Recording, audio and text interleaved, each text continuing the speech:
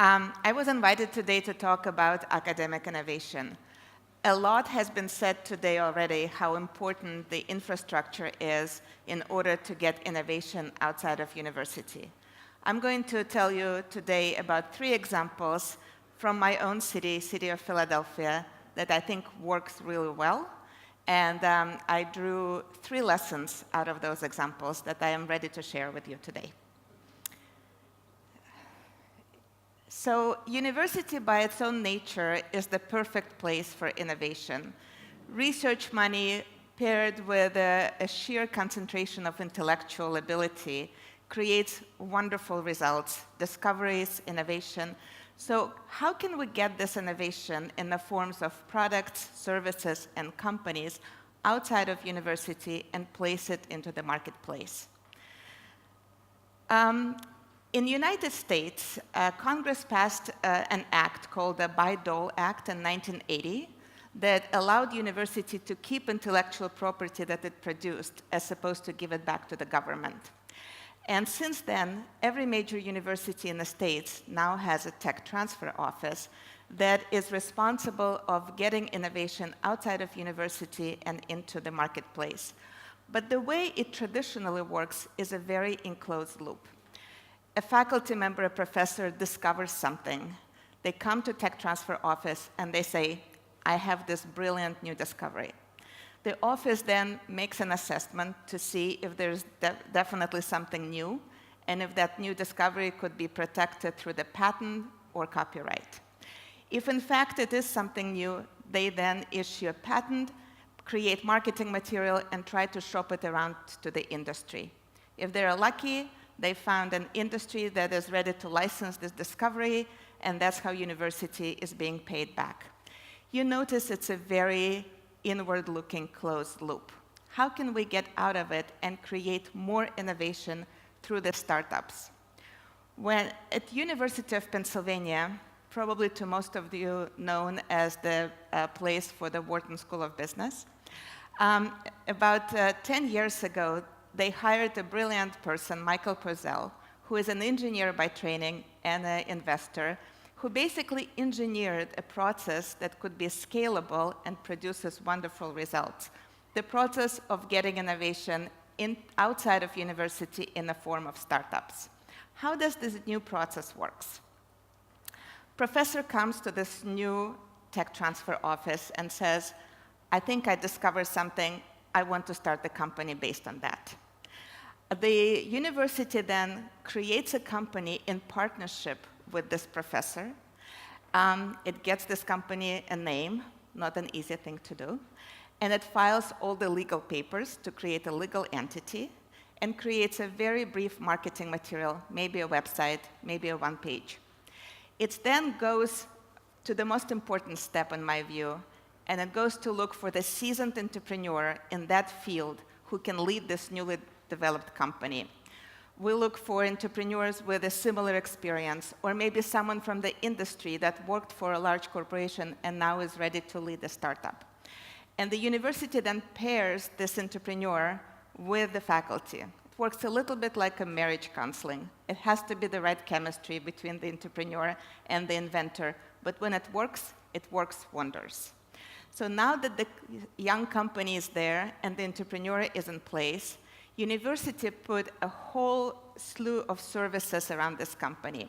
It went out and it gathered lawyers who can help this young company with legal papers, IP lawyers, insurance people that can issue business insurance to the company, accountants that can set up the books for the company, payroll people, PR agencies, everyone who wants to work with a startup pro bono for free, understanding that once the company is funded, the relationship is already there and they will be paid.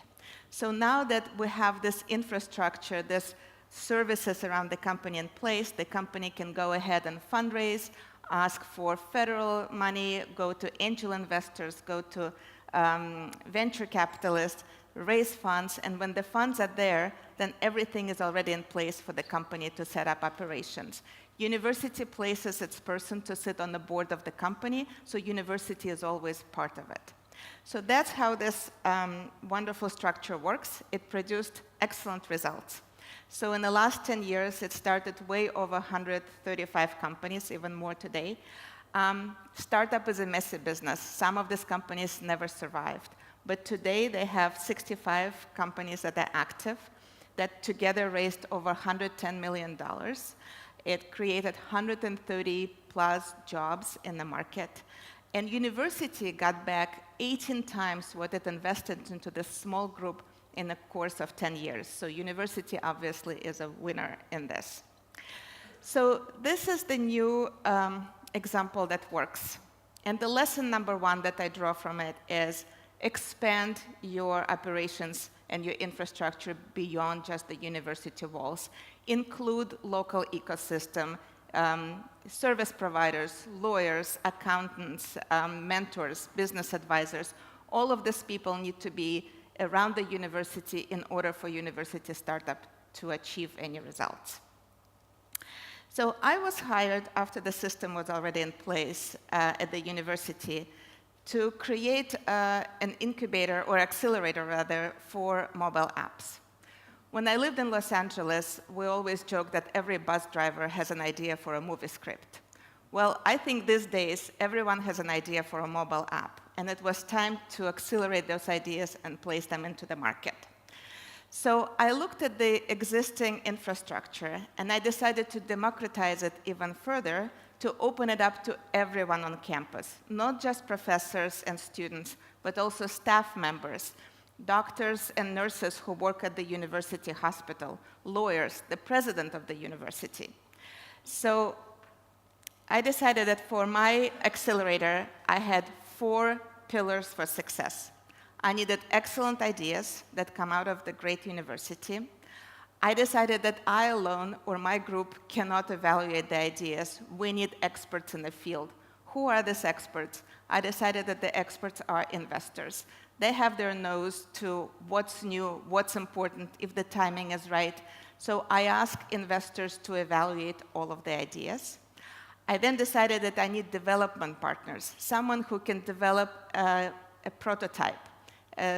Not something that is workable, but something that can show investors how it will work. So I looked for development partners to join. And the last piece, just like from a previous slide, I needed entrepreneurs to run those companies. So now that I had 4 pieces, I created an accelerator. How did it work? We, every year, collected between 300 and 450 ideas from the university. Students, faculty, staff members all submitted those ideas. I then collected these ideas and I sent them to investors for evaluation. One really important fact, when I sent ideas to investors, I did not disclose who the idea inventor was. Was it a professor? Was it a student? Did it come from medical school or school of design? This will become important, so hold that thought. So my investors evaluated all of the ideas and rated them from 1 to 9. We then took top 10 out of 450, 10 highest rated ideas that all the investors said, there is something there. And we invited these ideas to be pitched to development companies. I agreed with 5 software development companies in the area that they will look at the ideas and choose 1 each to build a free prototype. So out of 5 best ideas that were pitched to developers, they chose 5 for the prototype development, and that's how we started 5 companies. After that, I looked for entrepreneurs to run those companies. These entrepreneurs then worked with the founders to put together a pitch, a business strategy, and at the end, out of 5 ideas that were pitched to the investors, 2 were funded every year. This is just a slide to showcase how many partners it took to create this accelerator. These are our investors and development partners. Now, along the way, we had a lot of fun. So 1 year, we had 9 identical ideas submitted to the accelerator. None of them went to the top and were selected to be the finalist, but I introduced these people that were working on exactly the same idea to each other, and now they work together on it. We had 32 ideas have been submitted in 1 year by the same person. All of them were terrible. 42 ideas over the course of 5 years were submitted by the staff members at the university. These are the people that usually don't get the light of day, right? These are your directors of programs, secretaries, people that work in offices and are never heard. So 2 out of 42 ideas actually made it to the top and are now companies. 7 companies out of 20 that Accelerator produced so far have been funded. I also need to tell you that we got a lot of drinking and dating apps. None of them went to the top. So remember I told you that when we send ideas to investors, we only send them ideas without disclosing who submitted it or which schools they're associated with. Well, after 5 years of running this accelerator, I looked at the data, an interesting pattern emerged. So usually year after year, almost half of the ideas were submitted by graduate students. These are your MBAs. These are the students from business school that think that they have brilliant ideas. Almost a third, 28% to almost 30%, were submitted by undergraduate students. Only 12% of ideas were submitted by staff, and even less submitted by professors. And yet, year after year, 4 out of 5 winning ideas that were submitted by professors or staff members. So what does it tell you? It tells you that grown-ups have grown-up ideas, and they solve grown-up problems. So this is an example of some of the companies that were created out of this accelerator. One of my favorite companies is VFund. So this idea was submitted by a professor of ophthalmology out of the medical school. He was facing with the problems, how do you tell if the infant have a problem with vision, if the infant cannot speak yet? So he created a mobile app that identifies the vision problem that general doctors, pediatricians can administer and tell parents to go see a specialist.